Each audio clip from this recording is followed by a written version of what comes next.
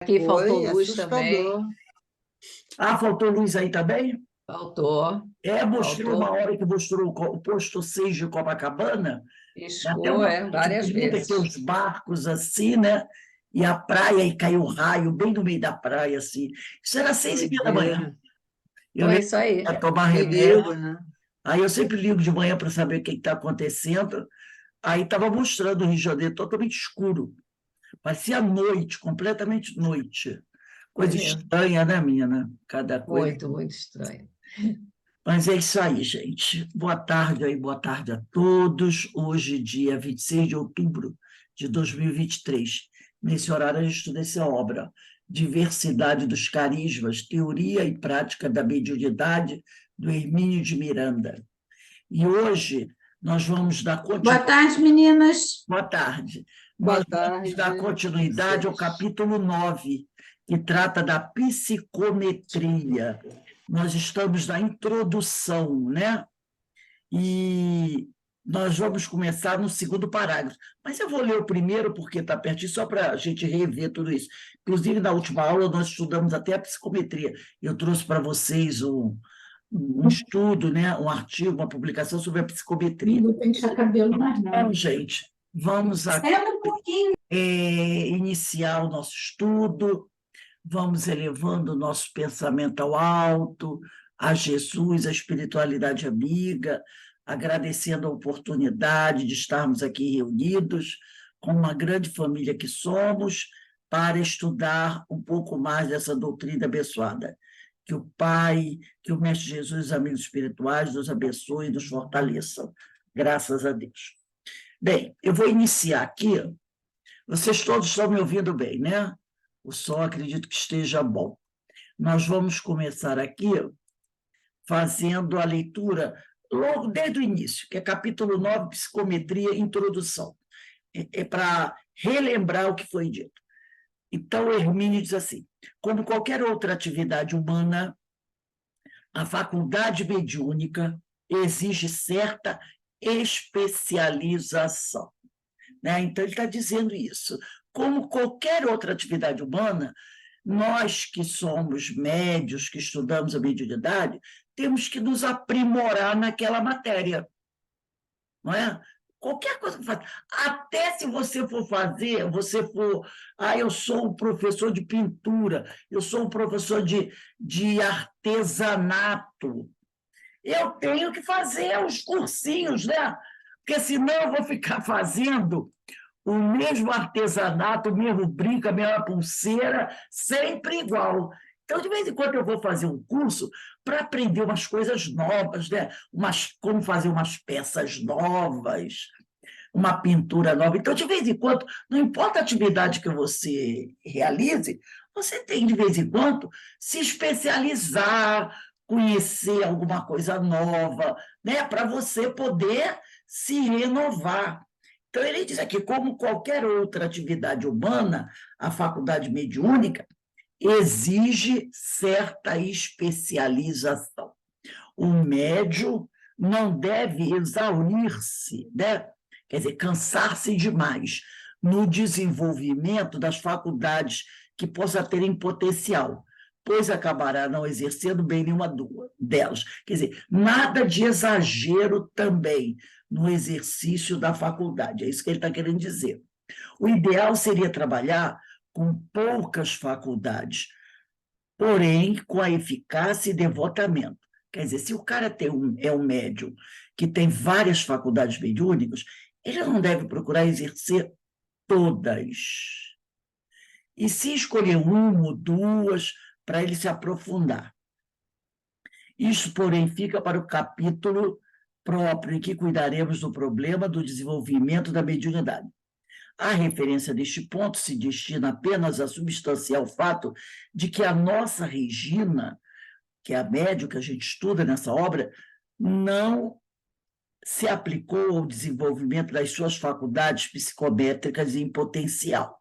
Ela não procurou, apesar de ser uma médium que possuía essa faculdade da psicometria, ela não se aprofundou na psicometria. O que nos parece correto, concentrando-se em outras, nas quais alcançou um bom nível de utilização.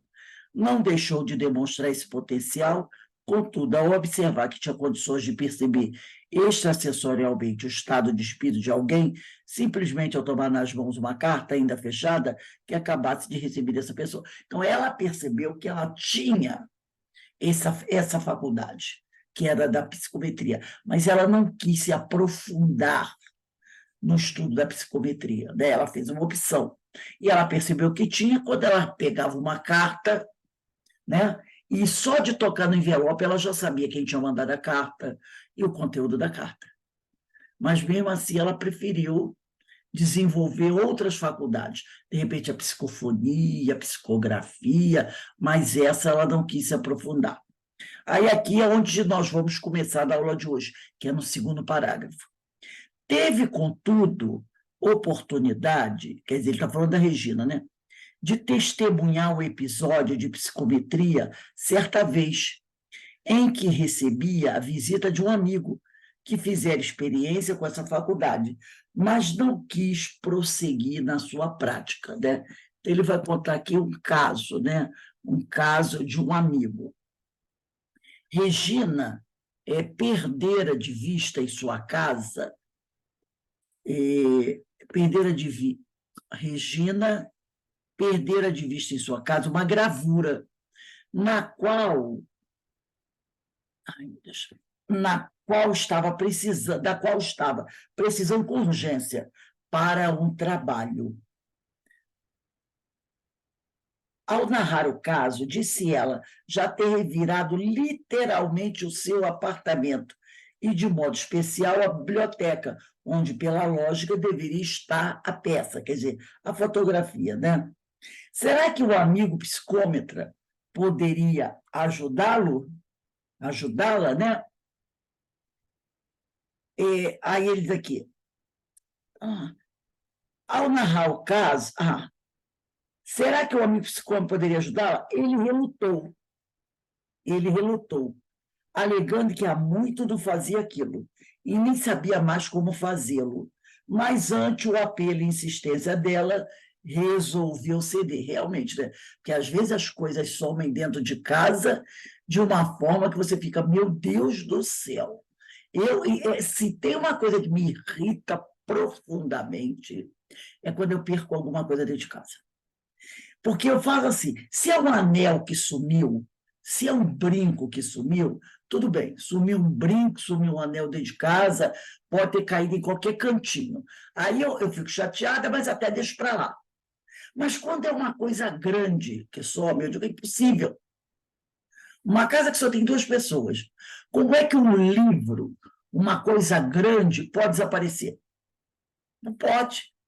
Aí aquilo me irrita profundamente. Aí meu marido fala assim, deixa para lá, não é possível. Porque, assim, como eu falei, se é um anel, se é um brinco, uma coisa pequenininha, pode cair em qualquer lugar, você não vê, varre e leva para o lixo. Mas uma coisa grande, como um livro. Uma vez eu fiquei o tempo todo procurando um livro, o livro era grande.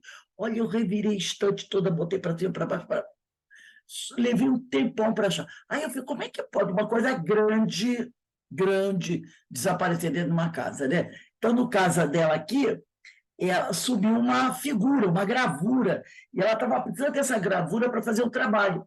Aí ela sabia que esse amigo era psicômetra, ela disse, vou usá-lo para me ajudar a achar o que eu perdi, né? Aí ele diz aqui, ele o queria muito não, mas resolveu ceder. Ele relutou, alegando que há muito não fazia aquilo e nem sabia mais como fazê-lo, mas ante o apelo e insistência dela, resolveu ceder. Não custava tentar. Pediu-lhe algo que pudesse, aí ele pediu a ela alguma coisa que pudesse ter estado em contato com a sumida gravura. Mas o quê? Ele disse assim, você me dá alguma coisa que entrou em contato com a gravura. Alguma coisa que tenha ficado perto da gravura, né? Mas o quê? De repente, Regina lembrou-se, suas mãos haviam sido, por certo, a última coisa que estiveram em contato com o papel. Ela falou, a única coisa que teve contato com essa gravura foram as minhas mãos, porque eu peguei na gravura, né? De repente, se tivesse uma caixa, uma bolsinha onde ela tivesse guardado a gravura, e depois ela tirou a gravura da bolsinha, podia ser que, através da bolsinha, ela achasse a gravura. Mas aí ela lembrou, as minhas mãos. A última coisa que tocou nessa gravura foram as minhas mãos. Haviam sido, por certo, a última coisa que estiveram em contato com o papel. Ele concordou. Tomou-lhe as mãos, permaneceu em silêncio e, por alguns momentos, e declarou a seguir: a gravura está no mesmo lugar onde você guarda uma pequena caixa de madeira com um material de costura. Ora, comentou ela a rir, seria o último lugar onde eu poderia tê-la colocado. Então, ele disse para ela: a gravura está no mesmo lugar onde você guarda a sua caixa de madeira de costura. Ela falou: impossível, porque eu jamais guardaria aquele famoso, eu jamais guardaria isso aqui, é que eu estou lá. Daí você diz: caramba, eu tinha certeza que não podia estar aqui. Ela disse: não, eu jamais botaria a gravura nesse lugar onde você está dizendo, perto da caixa de costura. Mas ele insistiu: ela está lá sim. Era lá mesmo. Bastava conferir. Ela foi e encontrou a gravura recalcitrante. Achou a gravura recalcitrante, né? Estava mesmo ao lado de uma caixinha de madeira que lhe servia para guardar o material de costura, na parte superior de um armário embutido. Só então Regina lembrou-se de como fora ela, a gravura, parar ali. Esteve a examinar a gravura. Ela estava com a gravura na mão quando chegaram umas crianças. Temerosa de que as crianças estragassem ou pedissem a gravura, a gravura era uma peça de relativo valor, ela achou prudente guardá-la em lugar seguro e provisório, para depois dar-lhe destino que tinha em mente. Então, ela viu as crianças chegando, comigo, ela pensou: vou botar a gravura aqui, deve ter botado perto da caixa de costura, só por um tempo. Depois que as crianças foram embora, eu tiro e guardo em outro lugar. Só que ela esqueceu. Ela esqueceu de guardar depois. Ela botou lá perto da caixa de costura, que era para ficar temporariamente, só que ela esqueceu de tirar e botar no lugar certo, ó, e ficou lá. E ela se desligou, né? Então, era um lugar seguro e provisório para depois dar-lhe o destino que tinha. Era a melhor maneira daquela emergência de evitar dizer não às crianças, porque ela achou que as crianças iam pedir a gravura. Ela disse: vou deixar aqui temporariamente. Só que temporariamente ela esqueceu. É curioso, como ela própria assinala, que ele não indicara o armário. Ele não disse: a gravura está no armário onde você guarda a caixa de costura. Ele não disse isso. Ele disse assim: a gravura está no mesmo lugar onde você guarda uma pequena caixa de madeira com material de costura. Ele não disse a caixa estava dentro de um armário embutido e a figura estava sobre essa caixa. Mas ele não disse para ela: a gravura está num armário embutido junto da caixinha. Ele foi direto na caixa. Entendeu? Aí é o que ele diz aqui. Estava mesmo ao lado de uma caixinha de madeira que lhe servia para guardar material de costura, na parte superior de um armário embutido. E aí a Regina se lembrou, né, que ela havia guardado ali temporariamente. E como ele diz, é curioso, como a própria Regina assinala, que ele não indicara o armário, limitou-se a localizar a gravura ao lado da caixa de costura. Teria sido muito mais lógico se dissesse: a gravura está dentro do seu guarda-roupa, na prateleira de cima, junto de uma caixa de costura. Ao contrário, ele disse apenas que ela estava no mesmo lugar onde a Regina coloca a caixa de madeira com material de costura. Prepare-se o leitor para algumas turbulências, diz o Hermínio, desse tipo, pois os problemas suscitados pela psicometria não são nada fáceis de serem ordenados num quadro classificatório. Tudo bonitinho, com cada coisa do seu lugar e tempo. Basta dizer que ainda não se dispõe de uma teoria ou uma hipótese razoável que sirva indiscriminadamente para todos os casos observados. É preciso acostumar-se à ideia de que em psicometria temos montanhas de perguntas para montículos de respostas, quer dizer, muitas perguntas e poucas respostas, né? Se é que podemos chamar de resposta o que sabemos sobre uma das mais estranhas, curiosas e fascinantes faculdades do ser humano. Então, a gente vai percebendo, né, como o ser humano é complexo. Como o ser humano é complexo. Aqui nós estamos falando da psicometria. Ele mesmo diz que a psicometria ela pode acontecer de maneiras diferentes nos indivíduos e que você não tem respostas assim em quantidade suficiente para todas as perguntas. Muitas perguntas vão ficar sem respostas em relação ao fenômeno da psicometria, né? E aí, como a gente sabe que todos nós somos individualidades, cada um pode apresentar o fenômeno de uma maneira.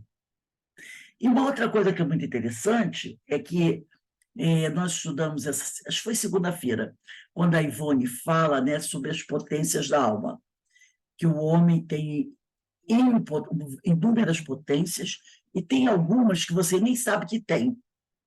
E tem umas que você só vai desenvolver no futuro, quando você for mais evoluído. E que essas potências que a gente tem hoje ainda são condizentes com os espíritos inferiores. Quer dizer, conforme a gente for evoluindo, essas potências irão aparecendo, coisa que você não imagina. É a mesma coisa em relação às faculdades do ser humano, como a mediunidade. Hoje, nós já conhecemos alguns tipos, né, de faculdades, alguns tipos de mediunidade, mas tem algumas que você não tem a mínima ideia nem que exista. E que os médios só vão demonstrar, só vão desenvolver mais tarde, quando eles evoluírem um pouco mais. Então, a gente vê como é complexo o ser humano, né? Hoje nós temos aí a psicofonia, a psicografia, a vidência, e vários tipos de... Mas ainda tem faculdades do ser humano, ainda tem tipos de mediunidade do ser humano que a gente nem desconfia que o ser humano possa ter. E ele só vai descobrir conforme ele for evoluindo. Então, conforme ele for evoluindo, essas outras faculdades irão surgindo. Aí ele diz aqui, Ernesto Bozano estava coberto de razões quando intitulou seu estudo sobre essa questão como Os Enigmas da Psicometricidade. Então, ele usou a palavra correta, né? Enigmas, mistérios, né? Convido o leitor a enfrentar comigo alguns desses enigmas. Prometo-lhe uma viagem pelo misterioso território de uma fantástica realidade. Vamos bem prestar atenção agora, gente, para a gente poder pegar tudo isso bem direitinho, né? Não é preciso levar muito equipamento para essa excursão. Basta segurar-se bem, estar alerta, para examinar tudo com muito cuidado e ter a dosagem certa de humildade intelectual para não se afligir com a própria ignorância. Em outras palavras, seremos duas perplexas ignorâncias a visitar o mundo de coisas incríveis. Ele diz duas porque é dele de quem está lendo o livro, né? Mais possíveis, fantásticas, mais factuais. Quem tem um fato, disse alguém, não está sujeito ao que tem apenas um argumento. Então, ele diz, quem tem um fato não está sujeito ao que tem apenas um argumento. Porque quem tem um fato tem uma prova, né? Quem tem um argumento tem só uma teoria.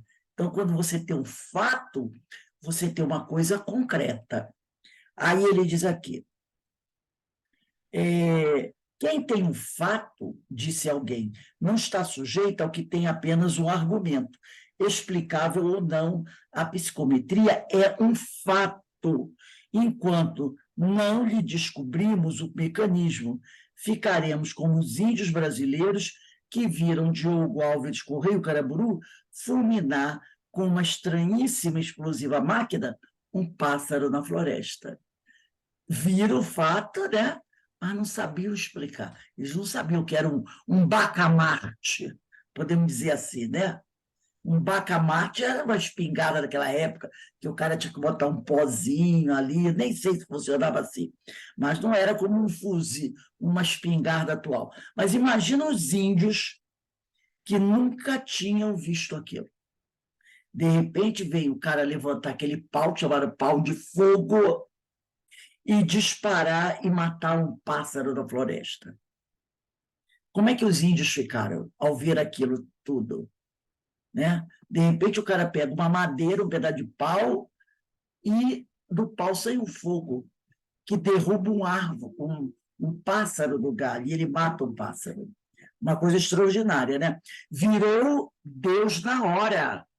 Não ambicionemos tanto. O Caramuru, na hora, virou uma figura para os índios, virou quase um deus. Se ele tinha possibilidade de matar um pássaro, tinha também possibilidade de matar um homem com aquele pedaço de madeira, né? Com aquele pau de fogo. Então, eles passaram a venerá-lo como quase um deus. Agora vamos ao item 2, mais um termo inadequado. Comecemos pela palavra em si. Psicometria é um dos termos inadequados para caracterizar fenômenos psíquicos, mas que pegou. Esses rótulos, quando pegam, ficam muito difíceis de serem substituídos por outros mais vistosos ou adequados, e principalmente mais compatíveis com o conteúdo do frasco. Como se pode facilmente perceber, psicometria seria algo que nos ensinasse a medir a alma. O sentido da palavra seria esse, medir a alma, o que não faz sentido algum. Então, a psicometria não mede a alma, mas o sentido da palavra é esse, medir a alma. O doutor Nando, na sua já citada enciclopédia, decidiu-se pela definição proposta pela senhora Esther Dowding, respeitada médium inglesa, também conhecida pelo nome da senhora Travers Smith, por causa de seus 2 casamentos. Segundo ela, a psicometria é uma faculdade psíquica de certas pessoas que as possibilita adivinhar a história ou eventos ligados ao objeto material, com o qual se ponham em contato direto. Como não vamos perder tempo em busca de melhor definição, fiquemos com essa mesma, porque essa definição dessa mulher é a mais próxima, uma faculdade psíquica, anímica, de certas pessoas que possibilita a essas pessoas descobrir a história de uma pessoa, de um lugar, de um objeto, tá? Basta que o psicômetra toque naquele objeto. Ao tocar naquele objeto, ao tocar naquela pessoa, ou ao tocar na parede de um quarto, de uma casa, ele consegue, né, perceber toda a história daquele local. Então, é diferente do termo medir a alma, que a palavra psicometria significa. Medir a alma. Se eu pego um celular de alguém, eu sou psicômetra, só de tocar nesse celular, eu vou dizer de quem o celular é. Eu vou dizer o que aquela pessoa faz, como ela vive. Então, não estou medindo a alma. Eu estou fazendo uma análise da vida dela. Ou então, vamos dizer que não seja uma pessoa, que eu pegue uma pedra no chão. Eu vou dizer, vamos dizer que aquela pedra tenha sido trazida pelas águas de um rio. Eu vou dizer por que local aquela pedra passou. Eu vou dizer de onde ela veio. Como teve uma mulher que ela encontra uma pedra no rio e ela faz a leitura da pedra. Então, ela percebe que aquela pedra, ela volta tanto no tempo que a pedra ficava no fundo do oceano Quando o vulcão explodiu e aquele solo do oceano subiu, a pedra subiu junto. Como as montanhas que a gente tem aí, né? A maioria delas já era fundo do oceano. Na hora que houve aquele movimento das placas tectônicas, essas terras subiram, formaram as montanhas. Então, ela faz essa leitura dessa pedra desde que ela estava no fundo do oceano. A pedra era maior, é claro, né? E aí, conforme o vulcão explode, as placas tectônicas se mexem, toda aquela terra sobe. E a pedra ela é lançada muito longe. E dali ela vem acompanhando a história da pedra. Ela vem rolando, cai nas águas, as águas vão levando ela ria abaixo até aquele lugar. Então, como é que você poderia dizer que psicometria é medir a alma? Pedra tem alma? Então, a palavra é inadequada. Porque se você diz assim, o sentido da palavra psicometria é medir a alma. Mas se eu estou fazendo a leitura psicométrica de uma pedra, então a pedra, eu não estou lendo a alma da pedra. Então, o nome realmente não é adequado. É adequado se eu estiver fazendo psicometria de uma pessoa, como no caso da Regina. Mas de uma pedra, de uma casa, de um objeto qualquer, então a palavra não fica adequada. Mas é o que ele falou, né? Pegou, pegou. É igual aquela história que a gente sempre fala sobre a questão da flora intestinal, da flora. Lembra? Que a gente fala, está com problema na flora intestinal, né? Da flora intestinal. Não existe flora intestinal. Mas, como ele falou, a palavra pegou, pegou, fica, que até os médicos falam flora intestinal. Ninguém vai falar em microbiota. Os médicos não falam, a senhora tem que tomar um remédio que está com a sua flora intestinal desequilibrada. Então, é o que ele fala, pegou, pegou, vai ficar essa mesmo. Aí ele agora vai falar, por isso que ele fala, não vai ficar perdendo tempo, né? Discutindo uma melhor definição, porque essa palavra pegou e vai ficar psicometria. Terceiro, a natureza como cinegrafista. Há dois estudos clássicos da maior confiabilidade feitos por dois pesquisadores pacientes e competentes. Um deles é J. Rhodes Buchanan, já até falamos sobre isso, americano, deão da faculdade. Deão quer dizer aquele participante mais antigo, tá? É igual o deão de ontem, deão de Canterbury, aquele padre, né, que nós falamos, que ele falou que talvez Marx e Lenin fossem católicos, se tornassem católicos, ou melhor, se tornaram comunistas, porque a igreja era tão corrupta que eles acabaram ficando contra a igreja, né? Então, deão é assim, é aquela pessoa, poderíamos dizer o decano, né? O decano mais antigo, né? Então, ele fala aqui, que um deles é J. Rhodes Buchanan, americano deão, quer dizer, o decano da faculdade e professor de medicina, em Kentucky, Estados Unidos. Ele nasceu em 1814 e morreu aos 85 anos, em 1899. Seu manual de psicometria foi publicado em Boston em 1889, após muitos anos de intensa pesquisa. Olha só, gente, quando eu vejo isso, eu fico, às vezes, sem entender muita coisa. Esses fenômenos, que são importantíssimos, eram muito estudados no século XIX e início do século XX. E hoje, nós, espíritas, muitas vezes deixamos de lado esses fenômenos, que são coisas que acontecem conosco. Você pode ter essa mediunidade sem saber. Então, e hoje quase ninguém se interessa em estudar algo desse nível, que vai fazer parte da gente. Faz parte da gente, né? E naquela época o pessoal mergulhava a fundo nesses estudos. Então, ele diz aqui, o outro clássico é A Alma das Coisas, um belo título, ele até traduziu. A Alma das Coisas, um belo título, o nome do livro, publicado em 1863 pelo Dr. William Denton, professor de geologia em Boston, Estados Unidos. O professor Denton realizou inúmeras experiências com a sua irmã, Anna Denton, com a sua esposa e depois com o filho. Foram 30 anos de pesquisa.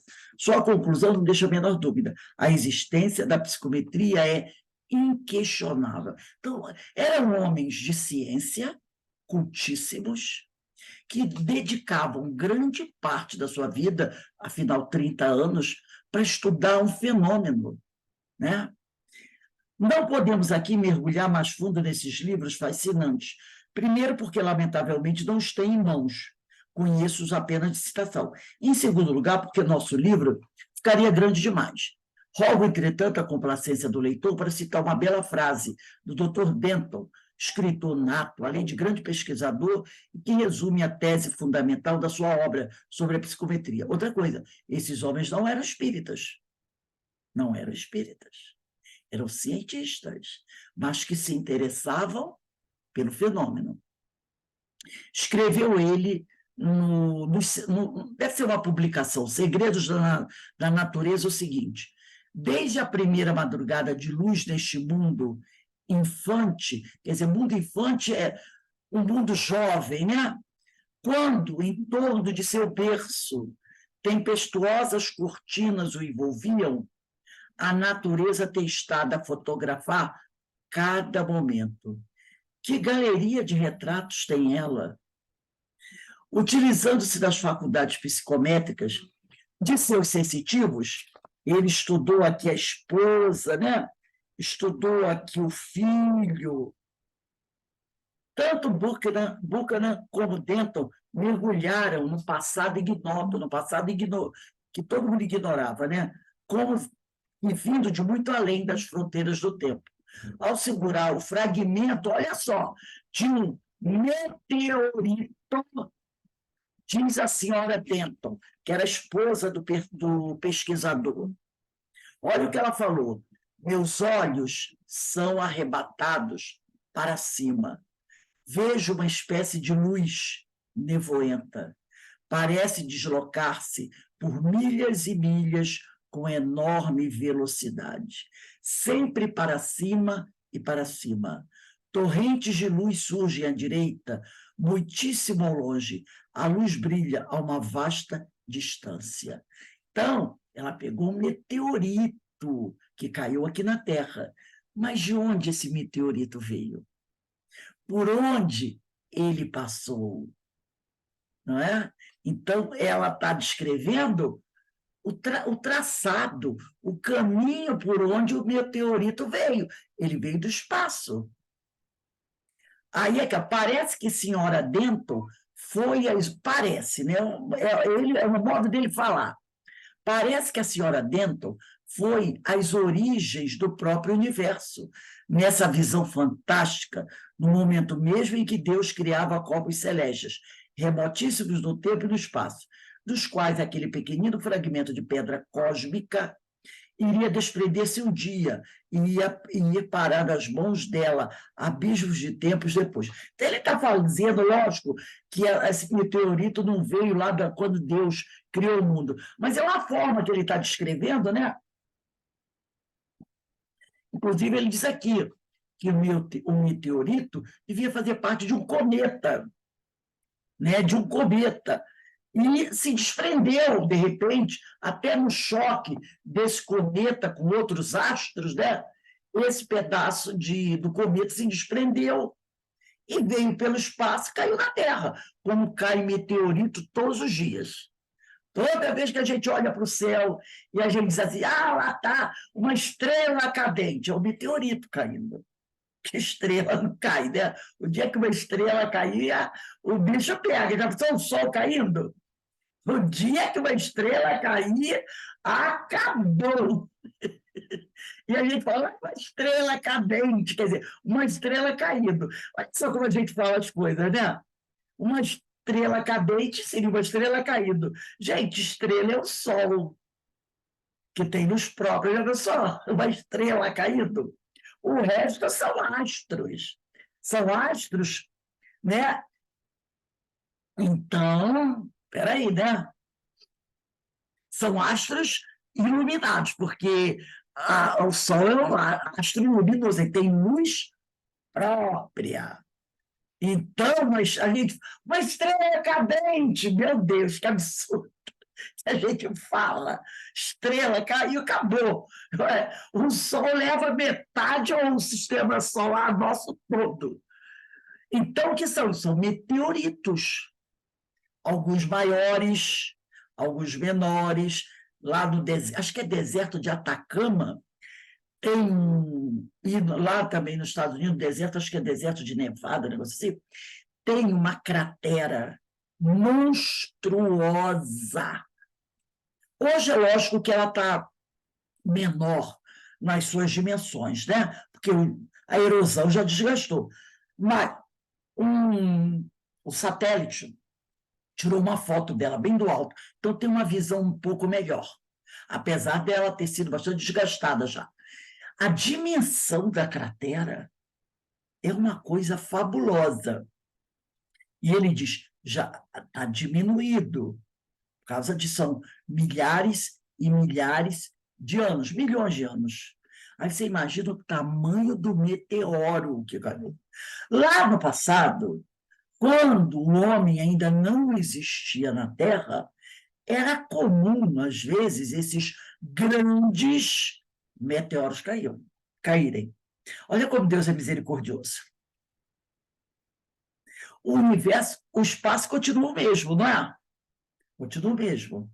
Os planetas estão lá, os 8 planetas estão lá, mais Plutão, mais a Lua, está tudo lá. Mas hoje não caem os meteoros que caíam há 1 bilhão de anos atrás. Não cai mais. Por que será que se não cai mais? Se eles continuam em órbita, se eles continuam, né? Olha aquele famoso cometa Halley. Quanto tempo aquilo não está girando lá? De vez em quando ele se aproxima da Terra, né? Passa por nós.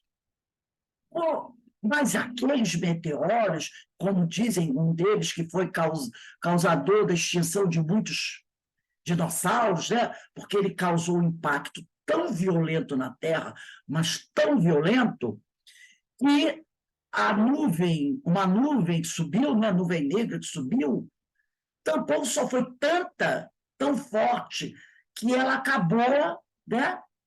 Tampando o Sol.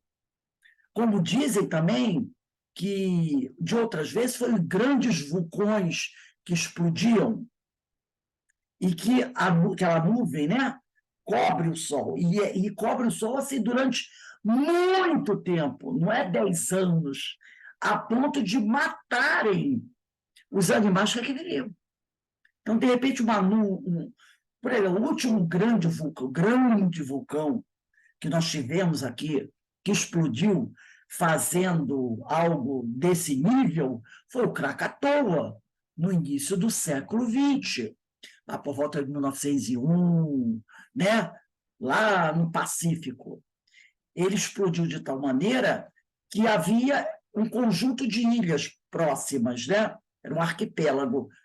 Ele afundou, ele explodiu de tal maneira que várias ilhas que tinham em volta dele afundaram.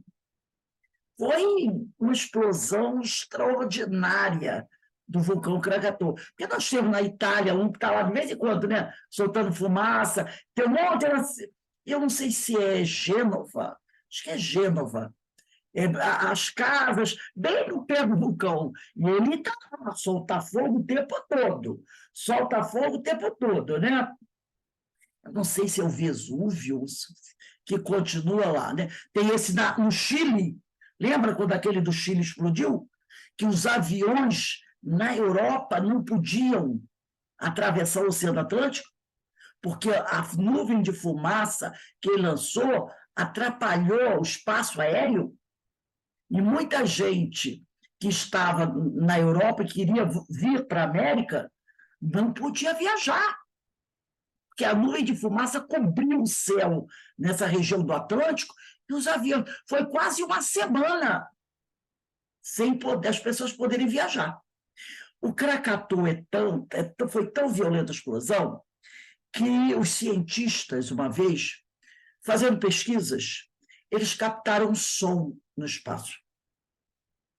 E aí eles começaram, que som é esse, que som é esse? Quando eles foram analisar o som, eles descobriram que aquele som no espaço era o som da explosão do Krakatoa, que ainda estava reverberando no espaço.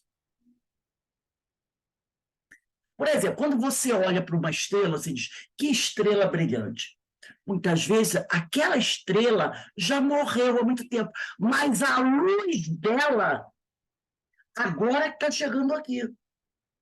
Então, você olha para uma estrela, uma luz, você diz, que luz brilhante. Mas a estrela já morreu há muito tempo, já explodiu, já acabou há muito tempo. Mas a luz viaja pelo espaço.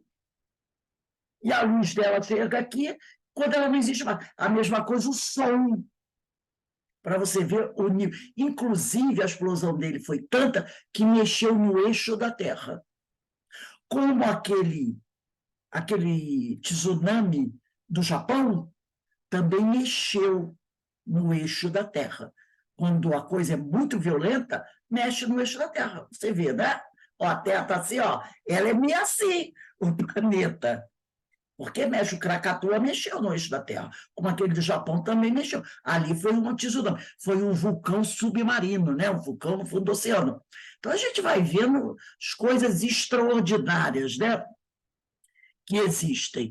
E essa mulher, ela, quando pegou aquele meteoro, viajando pelo espaço, ela teve um vislumbre das regiões por onde ela passou. Por isso que ele diz aqui que parece que ela viu a criação do universo. A gente sabe que não foi isso, mas é uma forma que ela narrou o que ela viu. Aí ele diz aqui, algumas dessas experiências são penosas demais, essas experiências psicométricas, para os sensitivos. E há mesmo objetos que eles se recusam a tocar, por pressentirem segredos que não convém suscitar. Até também eu acredito que certos objetos que serviram para tirar a vida de algumas pessoas, né? Então, de repente, tem aí um serial killer e, de repente, você bota a mão naquele objeto.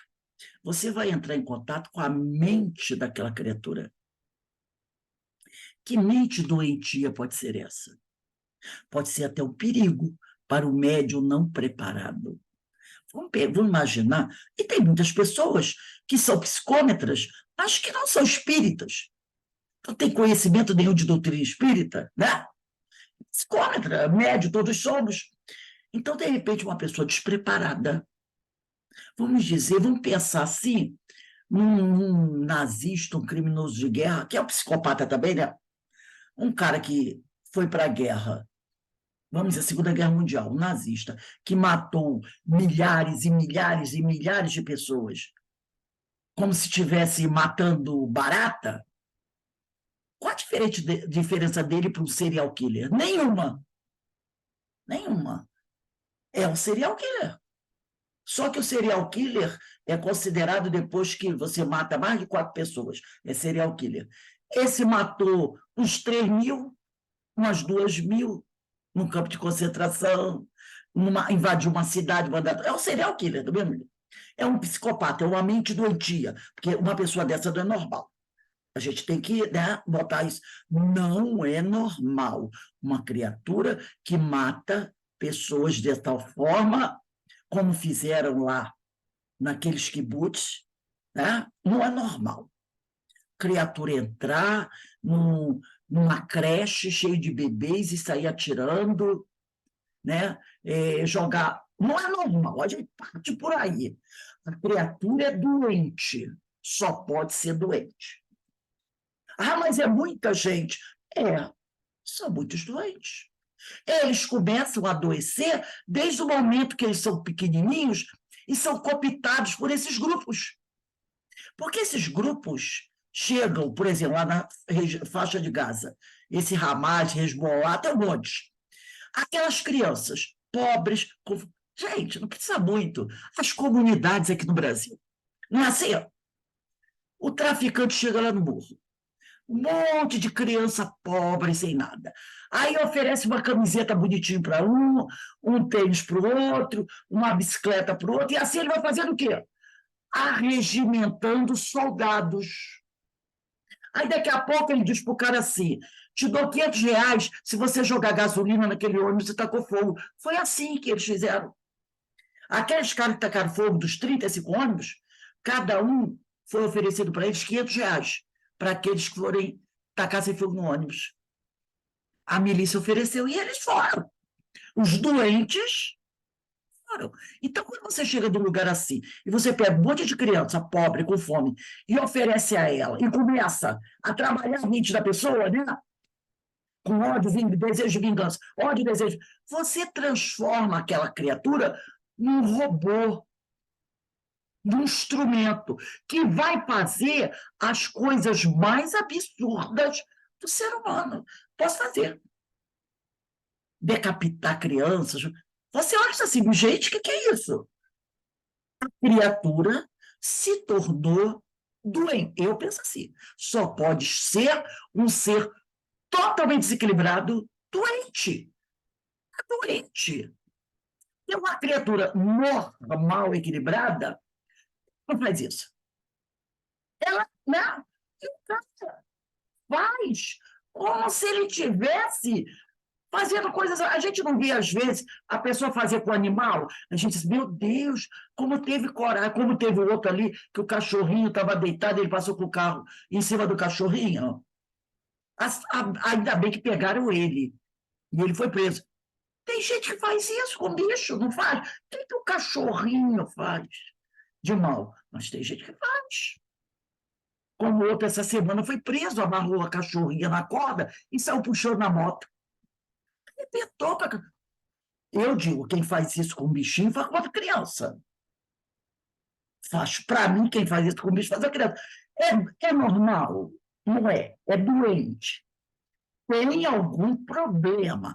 É doente. Então, quando um psicômetra que não tem o conhecimento pega um instrumento, né, de uma criatura dessa, ele vai entrar em contato com uma mente altamente desequilibrada, com uma mente altamente doentia. E se ele não tiver preparo, não pode se tornar isso um perigo para ele? Pode. Ele pode se desequilibrar também. Porque dependendo da situação, o que está ali naquela mente é algo tão terrível que você pode não aguentar. Por isso que, muitas vezes, quando a espiritualidade... Nós vamos até estudar isso amanhã. Quando a espiritualidade monta, organiza aquelas reuniões mediúnicas do plano espiritual, e eles trazem espíritos muito desequilibrados, que vêm daquelas furnas muito violentas. O médium na casa mediúnica, ele não pode, ele não tem condições de entrar em contato com aquelas mentes. Tem espíritos que estão há 50 mil anos, 10 mil anos, mergulhado naquela coisa de maldade, de desequilíbrio total. Como pegar um espírito nesse nível e colocar ao lado de um encarnado? Vai implodir o encarnado. A energia daquela criatura que está mergulhada há milhares de anos naquela maldade, em coisas que a gente nem imagina. Porque tem certo nível de coisa que a nossa cabeça hoje não tem capacidade de imaginar que exista. Tem certas coisas que a gente não tem. Se alguém contar, diz, não, isso é fantasia, isso não existe. Existe. E tem coisas que a gente nem sequer imagina. Quando um espírito desse é recolhido, ele não vem direto para a mesa mediúnica. Ele vai ficar em tratamento no plano espiritual, entrando em contato com espíritos daquelas colônias, espíritos que têm muita bagagem de trabalho, que têm muita experiência. E aquele espírito fica lá. E às vezes fica lá 1000 anos, 500 anos, fazendo a depuração. Aí passam pelas reuniões mediúnicas do plano espiritual. Quando ele já está mais equilibrado, menos carregado aquelas energias, é que ele é trazido para a mesa mediúnica. E às vezes o médium percebe e diz: nossa, esse espírito estava... É porque ele já foi trabalhado. E mesmo assim, o médium sente a pancada. Porque apesar de já ter sido trabalhado muito e bota tempo nisso no plano espiritual, ele ainda carrega um pouco dessa energia que já pesada, mas que já pode ser trabalhada através do choque anímico. É difícil para o médium. Lembra do Divaldo que falou que ficou 3 dias com as dores do parto? Lembra do Dona Ivone, que falou que ficou também 3 dias sentindo a energia de um suicida? E olha que Dona Ivone. Agora, imagina um espírito trazido desses lugares. Não virá. Não virá. Por isso que alguns psicômetras, que têm conhecimento, é claro, quando de alguma forma entram em contato, sabem de alguma coisa que pertenceu, de repente, a uma mente doentia dessa, ou vão a algum lugar que eles percebem que tem alguma coisa ali, eles preferem não tocar. Por quê? Porque eles já anteveem que ali tem algo muito sério, que talvez eles não consigam, e podem até se perder, podem até se desequilibrar, né? Por isso que ele vai dizer aqui, né? Quando ele diz aqui, parece que a senhora dentro foi as origens do próprio universo. Depois ele diz, algumas dessas experiências da psicometria são penosas demais para os sensitivos. E há mesmo objetos que eles se recusam a tocar por pressentirem segredos que não convém suscitar. Quer ver um exemplo? Imagina um psicômetra, um sensitivo mesmo, colocando a mão numa cadeira elétrica de uma penitenciária americana. Imagine. E olha, é um objeto que está lá, que é usado, hein? É usado nos Estados Unidos. Tocando a mão numa cama onde fica um condenado à morte pela injeção letal.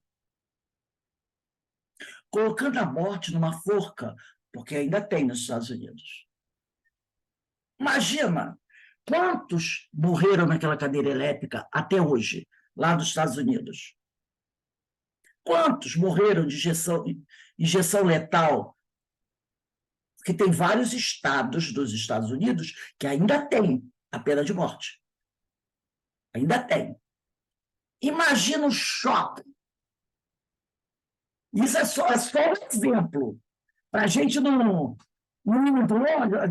tentar se imaginar uma coisa terrível. Imagina isso. Imagina isso. Um instrumento que é usado até hoje e que amanhã ou depois vai ser usado novamente. Porque o que não falta lá nos Estados Unidos é gente para morrer no corredor da morte. Tem assim, ó. Inclusive tem até adolescentes. Tem crianças que eles esperam, que estão em penitenciárias para adolescentes, que vão ficar lá até fazer 18 anos, depois dos 18, são encaminhados para o presídio e vão para o corredor da morte. Tem gente de 16, 15 anos condenado à morte, mas não podem matar enquanto não for adulto. Então tem que esperar o cara fazer 18 anos para mandar para o presídio de segurança máxima, e aí ele vai para o corredor da morte. Então, é um objeto que vai ser usado daqui a 1 ano, daqui a 10 anos, não é objeto de museu. Infelizmente, cadeira elétrica no nosso planeta ainda não é objeto de museu. É um objeto que é utilizado. Imagina você botar a mão naquilo, mesmo você não sendo um psicômetra, mesmo não sendo. Eu acredito que qualquer pessoa normal, com um pouco de sensibilidade, ao colocar a mão naquilo, vai sentir alguma coisa. Porque aquilo deve carregar tanta energia daqueles que ali morreram. Imagina o terror. Envolve uma pessoa que senta naquela cadeira e bota aquele troço na cabeça molhado para o choque. Imagina o terror que aquela criatura passa naqueles momentos finais. Aquilo fica plasmado ali. Então, eu acredito que... E não foi um, não foi dois. Naquela cadeira elétrica já morreram 50, 80 pessoas, 80 almas que deixaram a sua marca ali. Lembra que nós estudamos sobre isso? Da mesma maneira que os animais deixam suas marcas nos ambientes, o homem também deixa o seu fluido. Quantos fluidos de medo, de pavor, de ódio, de revolta, aquelas pessoas deixaram ali? Então, eu acredito que qualquer pessoa que tem um pouquinho de sensibilidade, não precisa ser psicômetra, se botar a mão ali, vai sentir alguma coisa. Um mal-estar, um enjoo, alguma coisa. Porque é tão forte isso que vai passar, né? Então, ele diz, quem é o psicómetro, alguns sensitivos não gostam nem de entrar em certos lugares aonde ocorreram... Por exemplo, eu imagino que se eu entrasse num campo de concentração, como o Divaldo entrou em Auschwitz, e ele passou muito mal, quando eu entrei num hospital ali na Jacarepaguá mesmo, perto de onde eu moro, nem sei se ainda existe, acho que é Campo Belo, que tem ali, né? Eu entrei ali algumas vezes, mas a primeira vez que eu entrei, eu quase desmaiei. E eu não conhecia. Foi um dos piores lugares que eu já entrei na minha vida. Eu entrei ali, conforme eu ia entrando no corredor, eu comecei a ter a impressão que a minha pressão estava desaparecendo, porque começou dos pés para a cabeça. Começou assim uma dormência, tipo quando a pressão vai caindo, uma dormência subindo dos meus pés para cima, foi subindo pelas minhas pernas, e por onde aquela sensação ia passando, o membro do corpo ia perdendo as forças. Então, quando passou pelas pernas, chegou na cintura, minhas pernas ficaram todas assim, ó.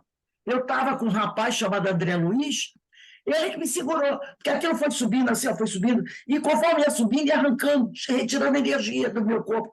Quando chegou aqui, eu fiquei toda mole e caí. Depois eu voltei mais 1 ou 2 vezes, aí eu, conversando com uma amiga, ele falou, você não vai não, que ali, além de ser um hospital de dependentes químicos, é também de pessoas com deficiências mentais. Então, a energia, né? Então, o que eu percebi? Que eu tenho essa sensibilidade para esses lugares pesados. Então, se eu jamais entraria no campo de concentração de Auschwitz, que seria mais... Isso que eu senti lá, ampliado. Porque lá no hospital, centenas de pessoas. Auschwitz, milhares e milhares e milhares. Então, eu também não teria condições de entrar. Você corre até o risco de morrer. Você corre até o risco de morrer. O Divaldo quase morreu lá. Ele começou a andar, daqui a pouco ele sentou e apagou. Porque coisa terrível, né? Oi.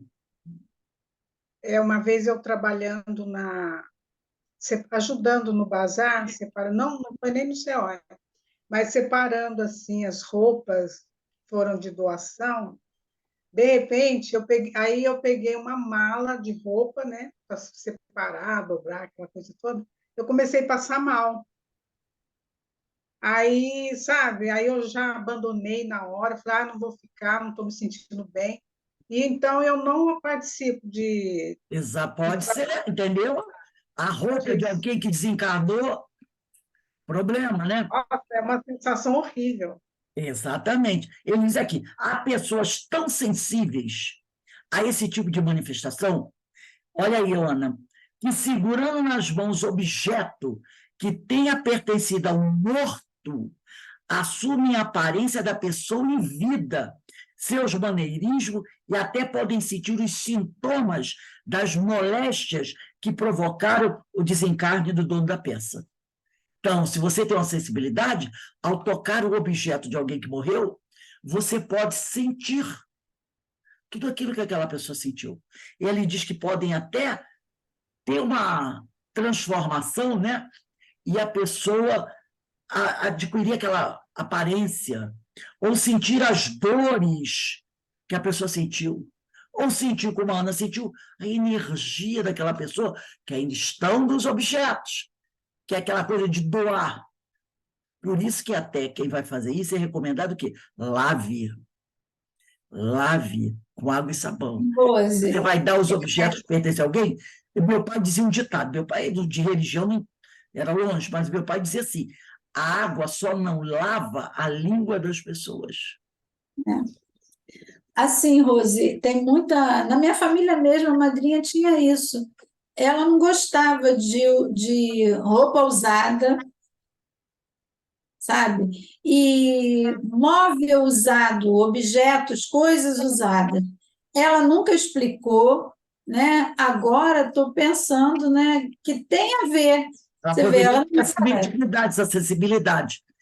não era espírita, né? Mas os antigos têm isso, de você comprar coisa usada, móvel usado, roupa usada. Não é nem pela, não era nem pela assim, por ser metido, sabe? Não era por causa disso.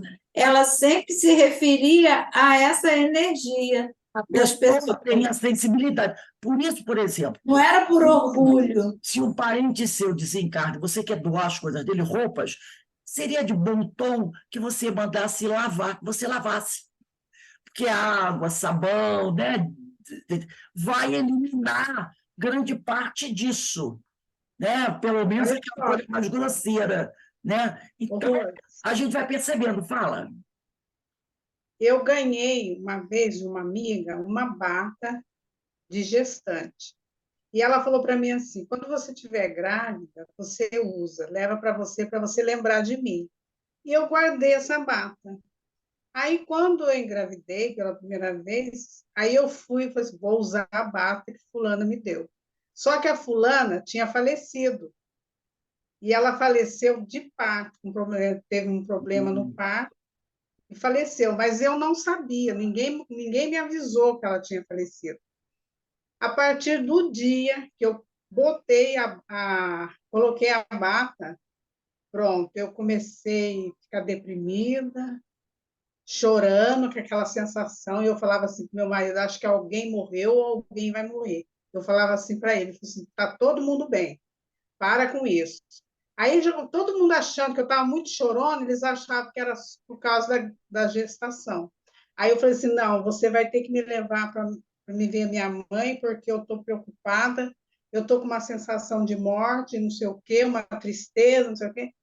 Aí acabou me levando. Chegando lá, a minha mãe falou, não era para contar, mas o meu irmão veio contando, falando para mim assim, adivinha quem morreu?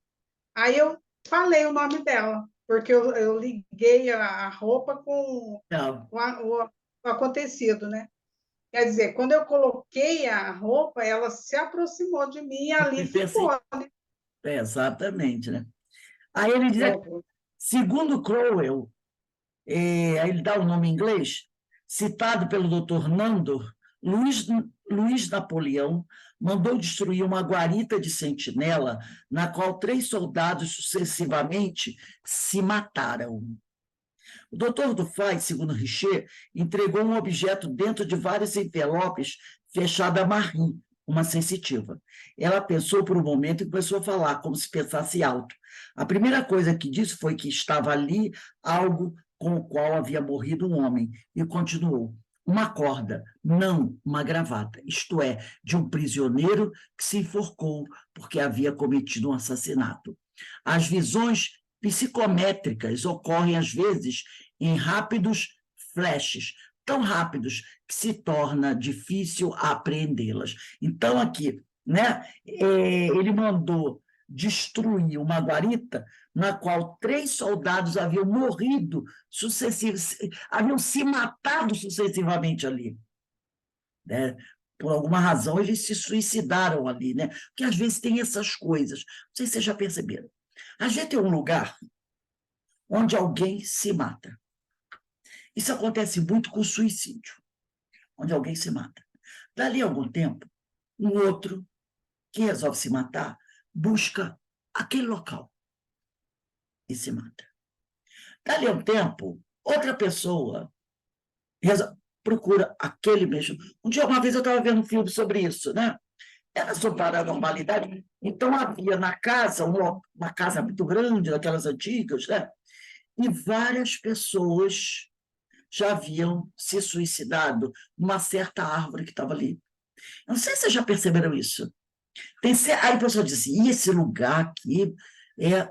Mas eu acredito, né, que a pessoa diz, esse lugar é macabro, várias pessoas já vieram para cá dessa ponte, pularam dessa ponte, nesse local aqui desse rio, pularam desse rio, nessa árvore aqui já se enforcaram, uma coisa incrível. Aí parece, a pessoa diz, o lugar é amaldiçoado, mas eu acho que não. Eu acho que dependendo da forma como a pessoa morre, ela deixa naquele ambiente ali alguma energia, alguma coisa nesse sentido, que alguém que esteja com a mente invigilante, que esteja pensando em algo assim, ao passar naquele lugar, ou ouvir falar naquele lugar, sintoniza com aquela energia. E ele busca aquele lugar para fazer aquilo que ele quer fazer. Entendeu?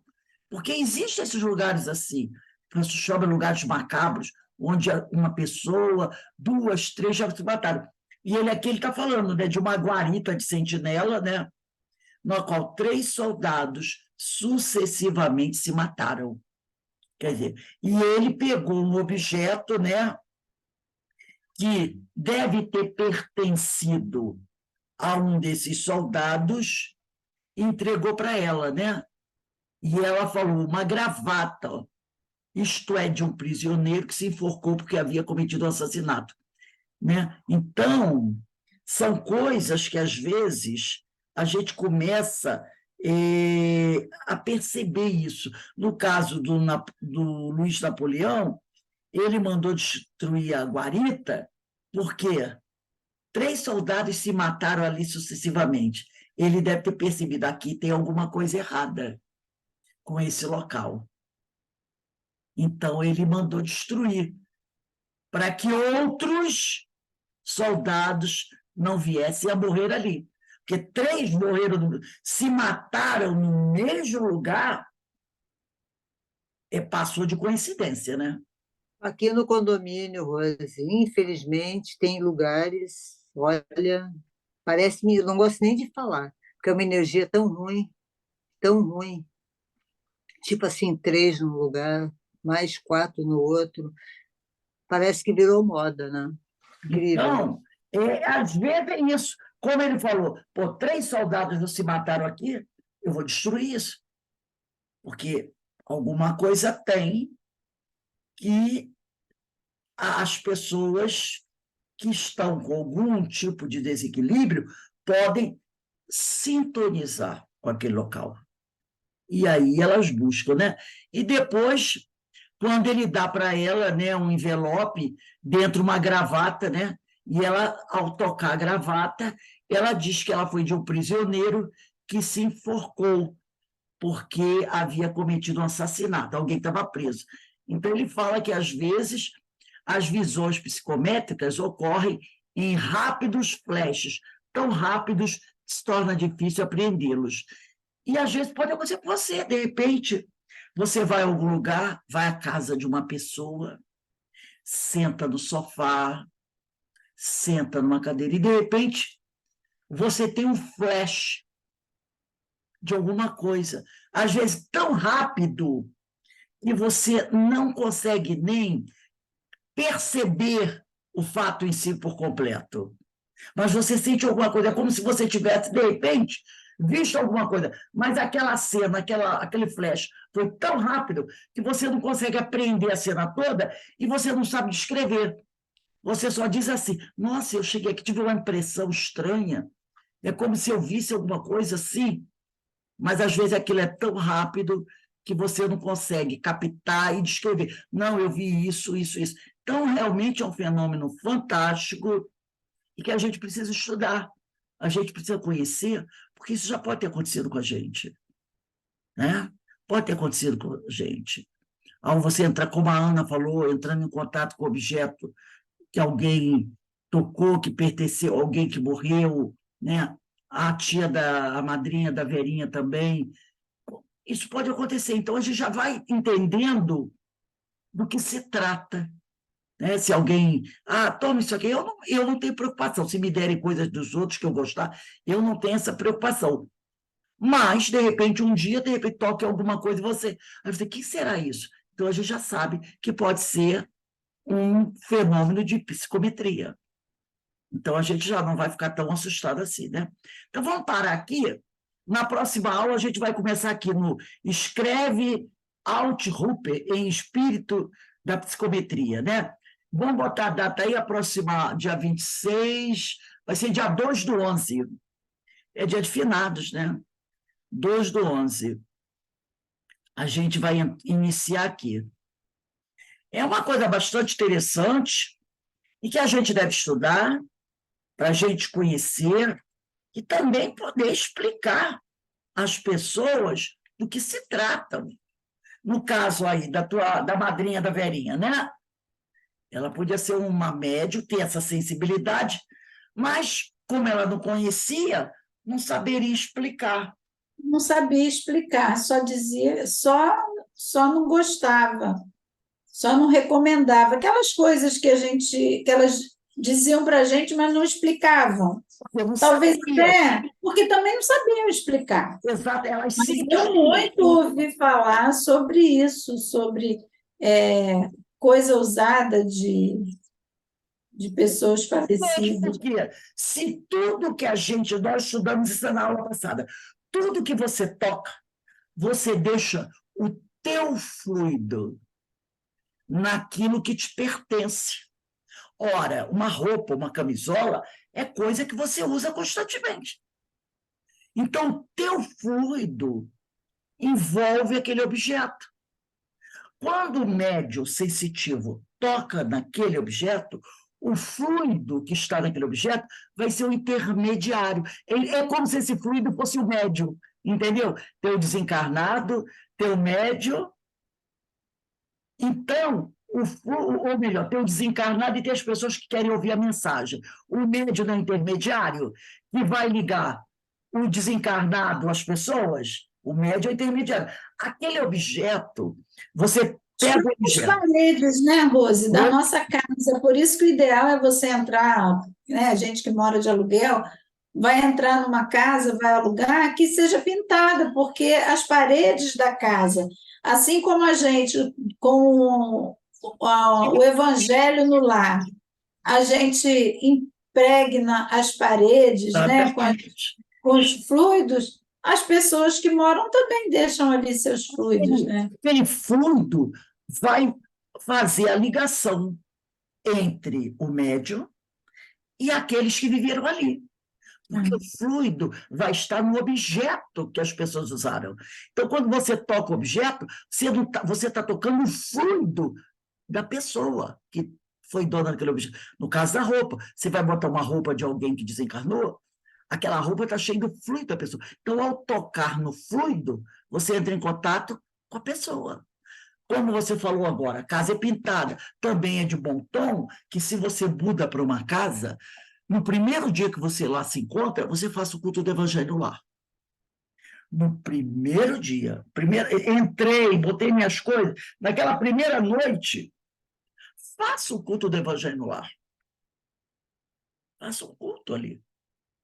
Ainda mais uma casa alugada que às vezes já passaram muitas e muitas pessoas. Às vezes o último dono não tem problema nenhum. Mas e o anterior a ele? né? Uma vez eu estava procurando um apartamento para comprar. E o morador ainda estava no apartamento, né? Quando eu entrei no apartamento, eu senti uma energia tão ruim, mas tão. Eu senti e o corretor também. Eu senti, mas não falei nada. Aí ele falou assim para mim, dona Ana, a senhora sentiu alguma coisa? Eu falei, nossa, eu senti uma vibração muito carregada, muito pesada. Ele falou, sentia a mesma coisa. Eu falei, olha, só por esse motivo eu já não compraria esse apartamento. Eu não comprei porque o apartamento não valia a pena, mas também por essas coisas Então, todas. é bom a gente fazer o culto do evangelho, entendeu? Porque aquele apartamento já tem vários donos, várias pessoas já morreram, já moraram ali, já morreram. Então, é interessante a gente fazer isso. Bem, gente, vamos encerrando aqui o nosso estudo. Eu acho que foi bastante interessante esse tema, né? A gente vai descobrindo, conhecendo tanta coisa e vai tirando aquelas fantasias da cabeça, né? Ah, essa casa é mal assombrada, né? A gente vai tirando essas ideias e vai entendendo o que está acontecendo. Não é nada de assombração, alma de outro mundo, porque também não existe alma de outro mundo, o mundo é um só, né? É a alma desse mundo mesmo, né? Então, aí a gente vai entendendo as coisas, vai compreendendo o que está acontecendo, e aí para de falar certas coisas que às vezes a gente fala, né? Então, vamos agradecer a Deus, agradecer a Jesus, a espiritualidade amiga, a oportunidade de aprender. E quando a gente aprende, a gente já compreende melhor as coisas e o nosso entendimento, né, se modifica. Bem, vamos agora ao nosso estudo dos ensinos de Jesus. 15 minutinhos, tá bom, Denise? Quando for 5h35, a gente retorna e depois nós teremos como a nossa palestrante que vai estudar também, pode ir até 5h25, 6h25, 6h20, depois nós teremos a nossa palestra pública. E amanhã temos os nossos estudos às 16 horas, tá bom?